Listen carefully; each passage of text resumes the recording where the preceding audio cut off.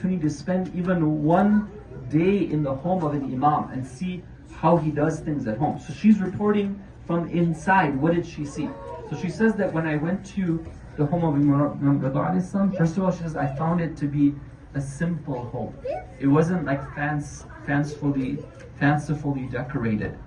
And for me, she says, I found it a bit not so easy because I was used to a lot of luxury and a lot of opulence. But for her, so that's the way she was. That's one point that was interesting. Second thing, she says that the imam appointed a lady to train me. And one thing that she would do is she would wake me up for the night prayer and she would teach me how to do that. So it's very interesting that in the home of Imam Rida, he wanted even his servants to be engaged in ibadah in the nighttime. So that's the second point. And the third thing that she mentions is that no one had permission to yell or speak loudly in the home of Imam Rida. Meaning that if you went to that home, you would find a home where everyone would be speaking in measured tone.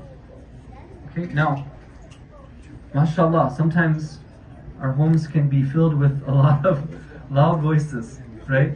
Where sometimes we wonder, what are the neighbors thinking about us, right? And of course, there's no problem in, having a home which is lively, which is filled with spirit and filled with like love and, of course we have to speak and talk to each other. But when she's saying that no one had permission to raise their voices, what do you think she meant? Obviously she means that people who are raising their voices in anger, right? When they're shouting at each other, when they're yelling at each other.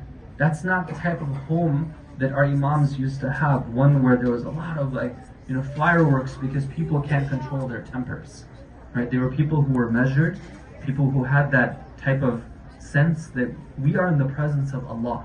What right do we have to raise our voices at a fellow believer, right? Even if we're upset, 100% of the time there's a more effective way than raising your voice.